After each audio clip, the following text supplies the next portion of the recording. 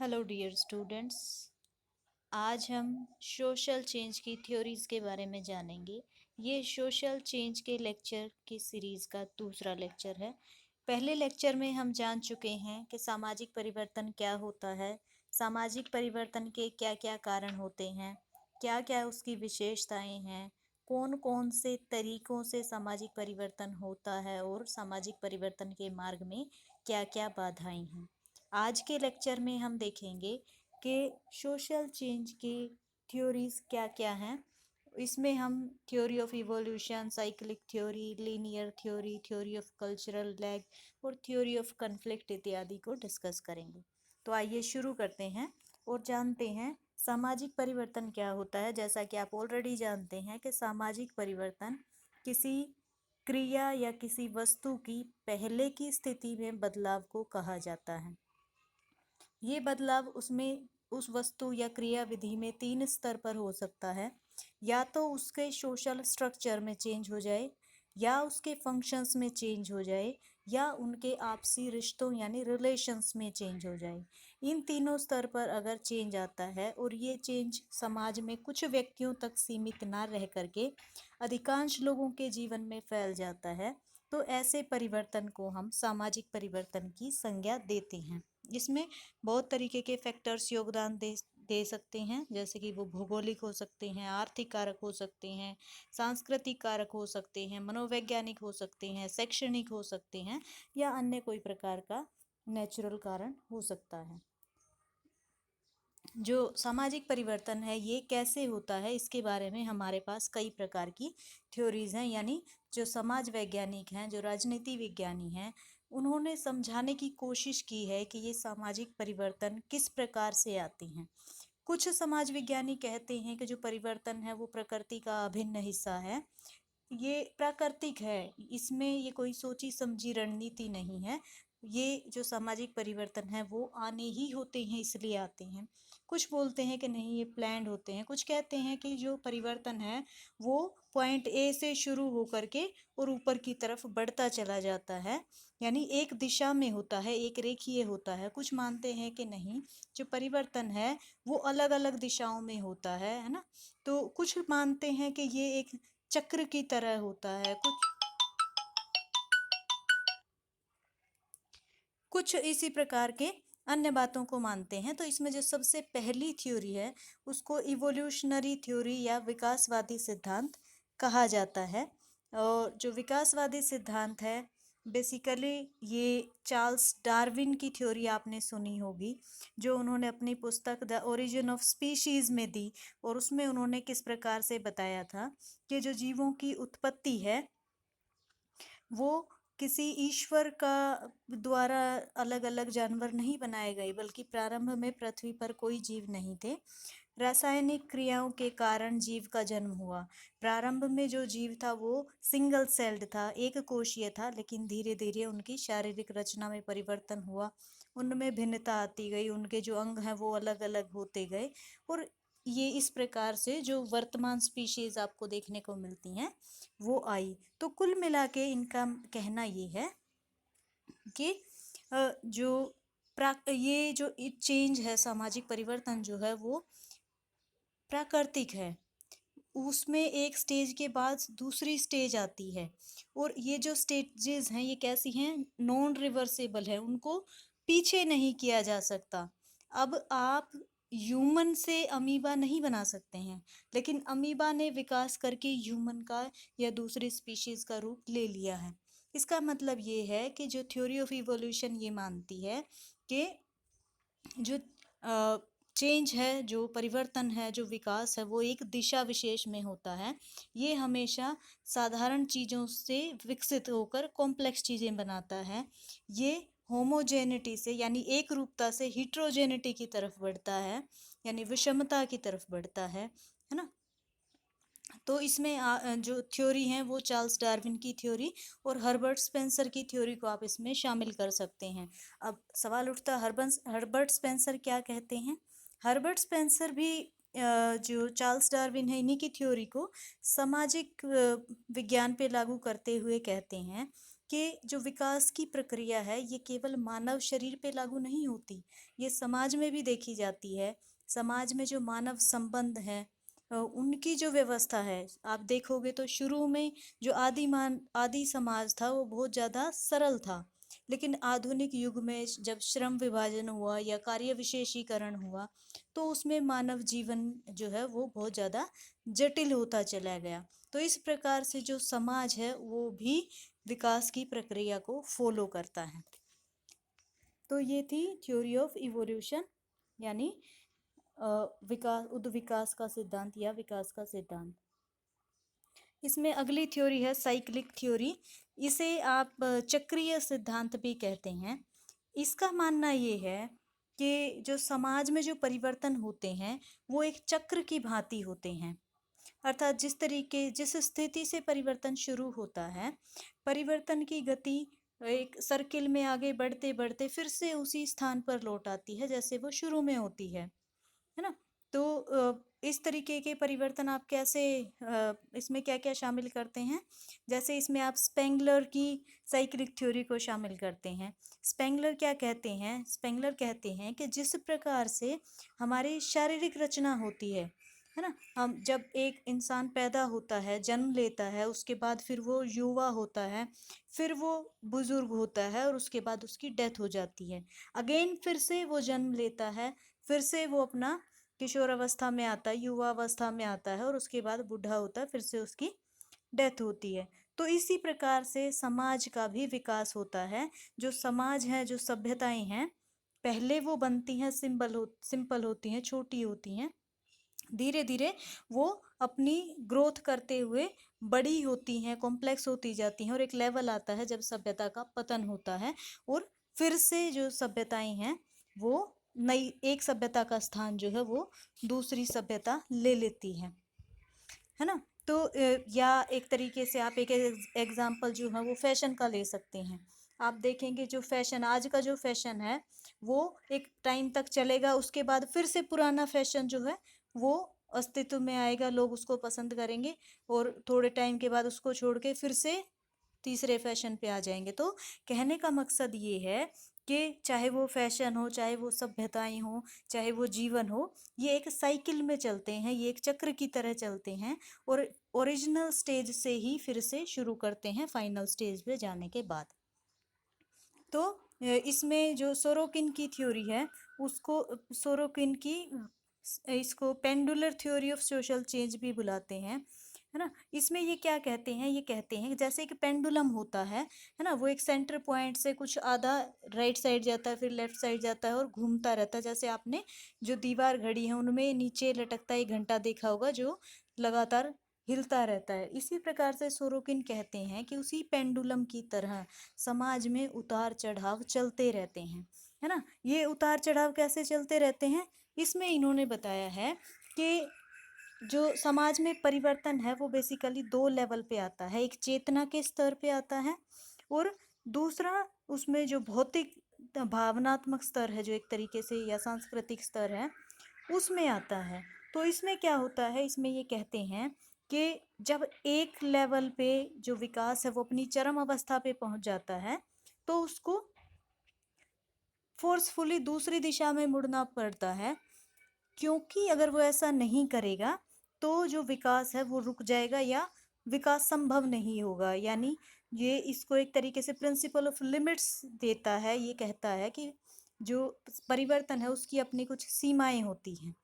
जैसे for example ये कहते हैं कि आप एक पियानो के उदाहरण से इसको समझिए कि कोई एक पियानो है, अगर अगर आप उसे बजाना चाहते हैं और उस पर उंगली मारेंगे तो उससे एक खास साउंड पैदा होगी। अगर आप और जोर से उंगली मारेंगे तो उससे थोड़ी और जोर से साउंड निकलेगी। आप इससे भी ज्यादा जोर से अगर उंगली मारने की कोशिश करेंगे तो हो सकता है कि पियानो का तार जो है वो टूट जाए और अब पियानो काम करने के लायक ना रहे। तो वो कहते हैं कि यही बात सांस्कृतिक व्यवस्थाओं पे भी लागू होती है। एक सांस्कृतिक व्यवस्था जो है वो एक सीमा तक पहुंच जाने के बाद उसके बाद आगे नहीं बढ़ सकती और फिर वो विपरीत प्रभाव उत्पन्न होता है।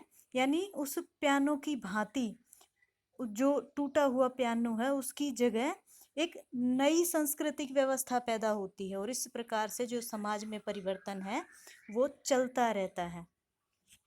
इसमें एक उदाहरण आप विल्फ्रेड पेरेटो का भी ले सकते हैं। जो पेरेटो हैं, पेरेटो बेसिकली इन्होंने एलिट थ्योरी दी है, और ये कहते हैं कि किस प्रकार से जो शासक हैं वो बदलते रहते हैं। इस इनकी दी गई थ्योरी को सर्कुलेशन ऑफ एलिट्स बोलते हैं। ये कहते हैं कि शासन में जो लोग हैं, जो शासन करता है, वो लगातार बदलते रहते हैं।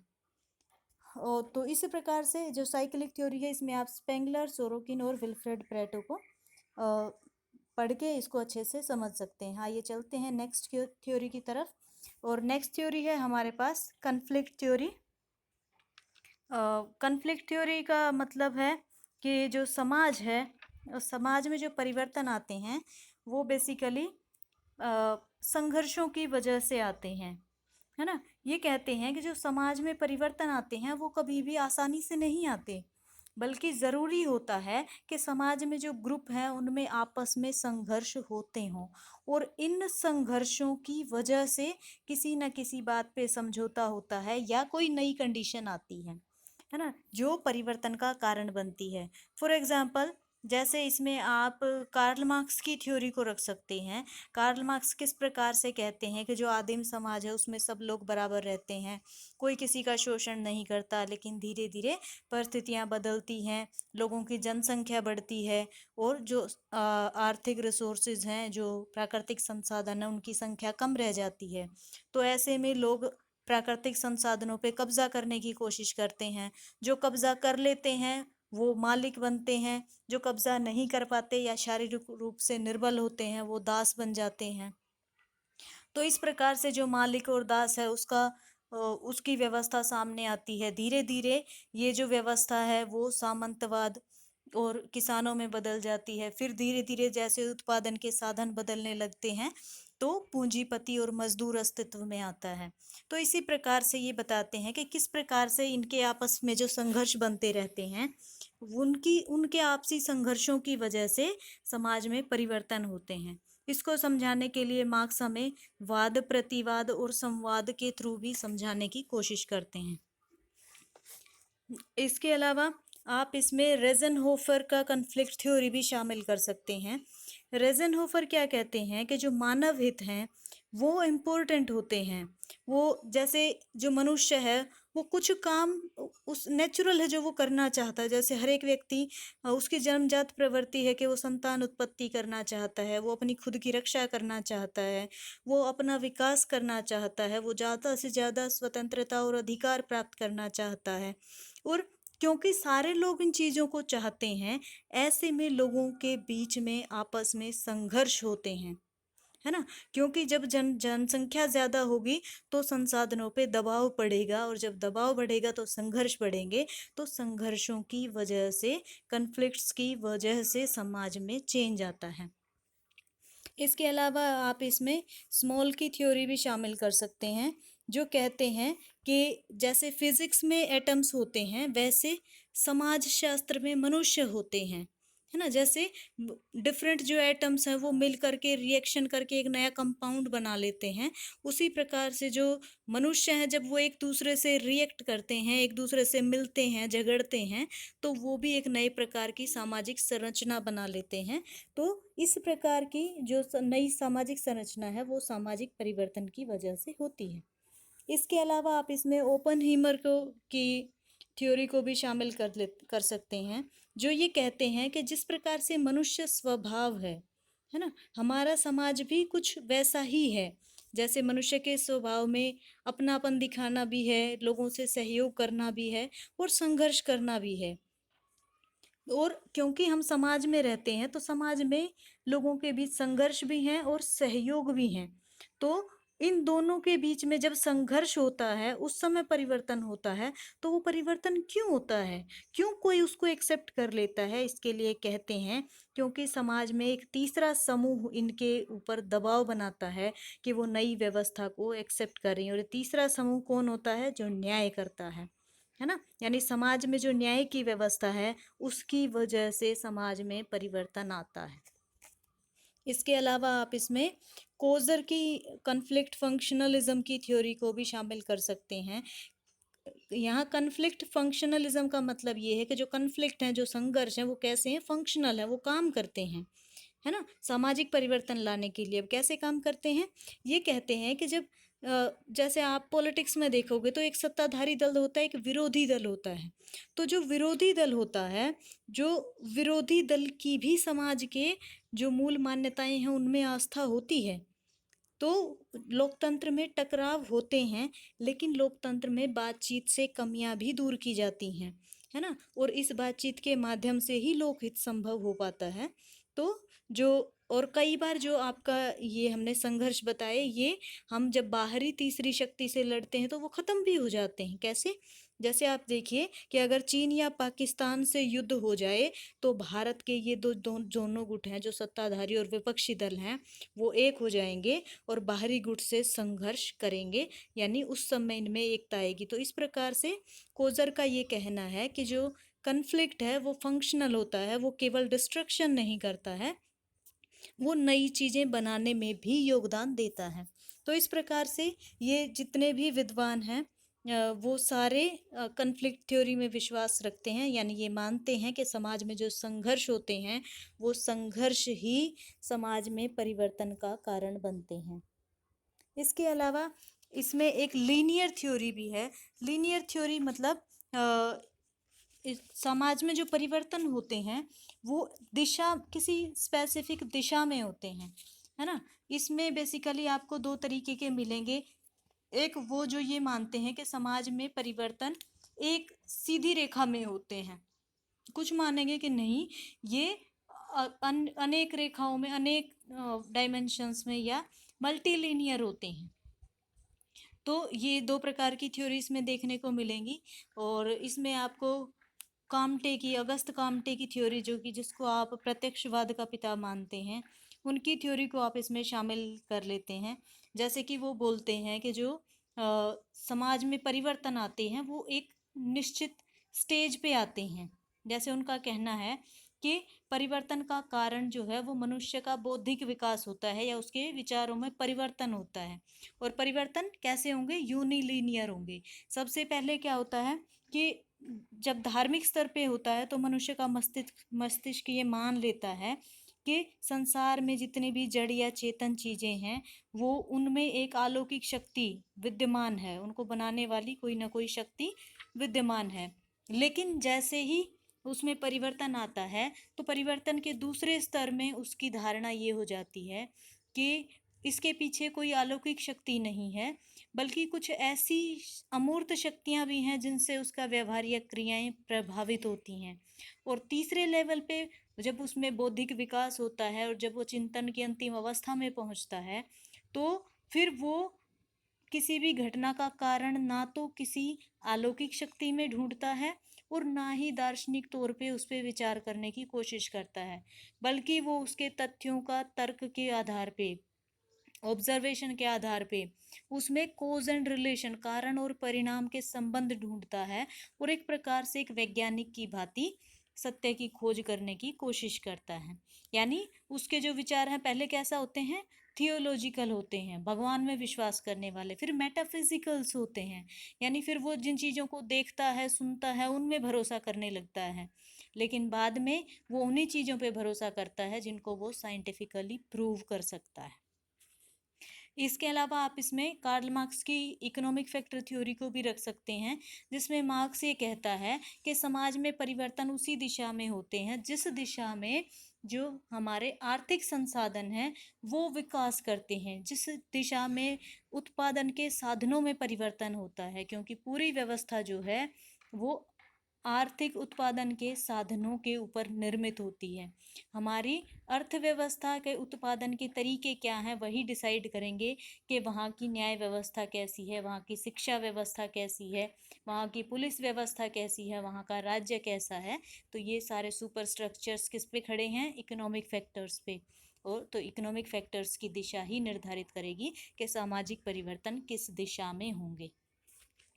तो ये जो लीनियर थ्योरी है ये कुछ इस प्रकार की थ्योरीज मानती है। लेकिन कुछ लोग ऐसे भी हैं जो ये मानते हैं कि जो थ्योरी है जो सामाजिक चेंज है वो सामाजिक चेंज किसी एक लाइन में, किसी एक दिशा में नहीं होता है, बल्कि सामाजिक परिवर्तन अनेक दिशाओं में होता है। सामाजिक परिवर्तन का ये मतलब नहीं कि आपकी अर्थव्यवस्था में परिवर्तन आ गया तो बाकी सब कुछ बदल जाएगा। हो सकता है कि पहले आपके समाज में परिवर्तन हुआ हो, और क्योंकि समाज की आवश्यकताएं बदली इसलिए आपकी इकोनॉमी को बदला गया हो। ये हो सकता है कि पहले कोई आपके टेक्नोलॉजी में परिवर्तन आया हो जिसकी वजह से आपके विचार बदले, और विचारों की वजह से आपने इकोनॉमिक मॉडल बदल लिया। यानी कहने का मकसद ये है कि सोशल चेंज हो सकता है कि आपके मनोविज्ञान में आया हो सकता है वो आपकी शिक्षा में आया हो सकता है वो आपके समाज में आया हो सकता है आपकी संस्कृति में आया हो सकता है वो आपकी अर्थव्यवस्था में आया हो सकता है तकनीक में आया हो, है ना। लेकिन अरे हो ये भी हो सकता है कि हर एक में उसकी जो गति है वो अलग अलग हो। लेकिन कहने का मकसद ये है कि किसी एक चीज में परिवर्तन आने को सामाजिक परिवर्तन नहीं कहते हैं। जो सामाजिक परिवर्तन है वो कैसा है, मल्टी डायमेंशनल है, मल्टी लीनियर है, अलग अलग दिशाओं में चलता है। इसके अलावा आप एक थ्योरी ऑफ कल्चरल लैग भी पढ़ेंगे। थ्योरी ऑफ कल्चरल लैग जो है ये क्या कहती है, इसका मानना है, ये ऑकबर्न की दी गई थ्योरी है, और इसमें लैग का मतलब है पीछे छूटना। तो ऑकबर्न ऐसा मानते हैं कि हमारे समाज में बेसिकली दो तरीके की कल्चर होती हैं, और इसमें एक जो कल्चर है वो मटेरियल कल्चर है, और दूसरी कल्चर नॉन मटेरियल कल्चर है। तो नॉन, या आप कह सकते हैं भौतिक संस्कृति और अभौतिक संस्कृति होती है। उनका मानना है कि जो भौतिक संस्कृति या मटेरियल कल्चर है उसमें पहले परिवर्तन होता है, और उसमें परिवर्तन होने के कारण बाद में आपकी नॉन मटेरियल कल्चर में परिवर्तन होता है। यानी कहने का मतलब ये है कि मटेरियल कल्चर में फास्ट परिवर्तन होंगे, पहले परिवर्तन होंगे, और नॉन मटेरियल में धीरे परिवर्तन होंगे। और क्योंकि नॉन मटेरियल में मटेरियल कल्चर में फास्ट परिवर्तन होते हैं इसलिए वो आगे बढ़ जाती है, और नॉन मटेरियल कल्चर जो है वो पीछे रह जाती है। इसी को वो सांस्कृतिक पिछड़ापन या सांस्कृतिक विलंबना या कल्चरल लैग का नाम देते हैं। उदाहरण के लिए आप देख सकते हैं कि अगर कोई रिलीजियस व्यक्ति है, सपोज करिए कि हर एक दिन गंगा किनारे जाके पूजा करने वाला अगर एक कोई कट्टर हिंदू है, आप उसको लें, तो एक मोटर कार को अपनाना उसके लिए बहुत ज़्यादा मुश्किल नहीं होगा, क्योंकि उससे उसके जो धार्मिक विश्वास हैं, जो आदर्श हैं, उसको कोई ठेस नहीं पहुंचेगी, बल्कि उसको गंगा तक जाने में सुविधा होगी। इसलिए वो इस जो मटेरियल कल्चर में जो चेंज है उस जो मोटर गाड़ी है उसको जल्दी अपना लेगा। लेकिन यदि उसे हिंदू धर्म छोड़ के इस्लाम धर्म को ग्रहण करने के लिए कहा जाएगा तो ये उसके लिए लगभग असंभव सा होगा, ये उसको चेंज करने में कठिनाई अनुभव करेगा। तो इसकी वजह से कहा जाता है कि जो सांस्कृतिक परिवर्तन है वो नॉन मटेरियल कल्चर्स में धीरे आते हैं, बाद में आते हैं, मुश्किल से आते हैं, इसलिए नॉन मटेरियल कल्चर में चेंज जो है वो बेसिकली पीछे छूट जाते हैं। इसके अलावा आप देख सकते हैं इसमें वर्तमान में आप एक उदाहरण ले सकते हैं, जैसे हमारे देश में अभी भी जिस क्षेत्र में हम रहते हैं, बेसिकली स्पेसिफिकली हरियाणा और यूपी या राजस्थान में आपको पर्दा प्रथा देखने को मिलेगी। हम समय के साथ बदले हैं, है ना, हमारी भौतिक चीज़ों में परिवर्तन आ गया है। आज आप देखेंगे कि जिस फीमेल को घर की चार दीवारी से बाहर निकलने तक की परमिशन नहीं थी, आज वो घर की चार दीवारी से बाहर निकल के मोटर ड्राइव करती दिखेगी, आपको गाड़ी चलाती दिखेगी, मोटरसाइकिल चलाती दिखेगी, लेकिन उसके साथ में ही आपके उसको सर के ऊपर पल्लू दिखाई देगा, है ना। उसको उसके सर के ऊपर चुन्नी या घूंघट जो दिखाई देता है वो क्या है, वो कल्चर की वजह से है। यानी वो कल्चर में परिवर्तन नहीं कर पाई, लेकिन भौतिक चीज़ों को उसने अपना लिया है। तो इस प्रकार की चीज़ें जो हैं ये कल्चरल लैग थ्योरी कहती है। आई होप आपको ये समझ आ गया होगा। तो ये थी हमारी कुछ थ्योरीज जो बताती हैं कि समाज में परिवर्तन किस तरीके से आते हैं। जब आप बुक पढ़ेंगे तो हो सकता है आपको इसमें कुछ और भी चीज़ें देखने को मिले, जैसे कुछ थ्योरीज ऐसे बोलती मिलेंगी कि भाई जो मॉडर्न थ्योरी जैसे एक है तो वो बोलेगी कि समाज में जो मॉडर्निटी की विशेषताएं हैं वो अपना ली जाएं, तो उसकी वजह से समाज में परिवर्तन होते हैं। जैसे आप देखते हो कि हमारी जो एग्रीकल्चर है वो हम ट्रेडिशनल तरीके से भी करते हैं, लेकिन हम कुछ टेक्नोलॉजी को उसमें एडॉप्ट कर लें तो उसमें मॉडर्निटी आती है, यानी वो उसमें परिवर्तन लेके आता है। या आप बोल सकते हैं कि कुछ लोग बोलते हैं जैसे टेक्नोलॉजी में परिवर्तन आता है तो टेक्नोलॉजी कारण बनती है सामाजिक परिवर्तन का। कुछ लोग मार्क्स की तरह केवल इकोनॉमिक फैक्टर्स को कारण मान लेते हैं। इसी प्रकार से कुछ लोग हैं जो वो किसी और फैक्टर को कारण मान लेंगे। कहने का मकसद ये है कि वो किसी एक फैक्टर विशेष पे भी बल देते हैं। लेकिन ये जो हमने 4-5 थ्योरीज पढ़ी हैं ये लगभग हर एक थ्योरी को अपने अंदर समाहित करती हैं। तो ये ठीक लगते हैं, ये एक बार फिर से देख लेते हैं कि हमने इस लेक्चर में क्या क्या पढ़ा। सबसे पहले हमने देखा कि जो सोशल चेंज है उससे क्या अभिप्राय है। उसके बाद हमने डिफरेंट थ्योरीज को देखा, जिसमें सबसे पहले हमने थ्योरी ऑफ इवोल्यूशन को देखा। फिर हमने साइक्लिक थ्योरी यानी चक्रीय सिद्धांत को पढ़ा। इसके बाद हमने conflict theory of social change को पढ़ा। फिर इसके बाद हमने linear theory of social change को पढ़ा और फाइनली हमने पढ़ा थ्योरी ऑफ कल्चरल लैग को। तो दोस्तों ये था हमारा आज का लेक्चर। हाँ, वर्तमान में जो सोशल चेंज है उसके लिए मैं आपको सजेस्ट करना चाहूँगी कि सोशल चेंज इंडेक्स को आप एक बार देखें, जो वर्ल्ड इकोनॉमिक फोरम के द्वारा जारी किया जाता है। इससे भी आपको काफ़ी हेल्प मिलेगी, आप कुछ अपडेट रहेंगे। क्योंकि ये जो सोशल चेंज इंडेक्स की मैं बात कर रही हूँ, ये बेसिकली करता क्या है, ये पेरेंट्स के संदर्भ में बच्चों का जीवन स्तर कितना ऊपर या कितना नीचे गया है, इस चीज़ को देखता है। और इसके लिए बेसिकली ये 5 पैरामीटर्स को आधार बनाता है। तो आप एक बार इसको देख लीजिएगा और ये पांचों पैरामीटर्स हैं जो उनको पढ़ लीजिएगा। आई होप इससे आपको बेनिफिट होगा। नमस्कार।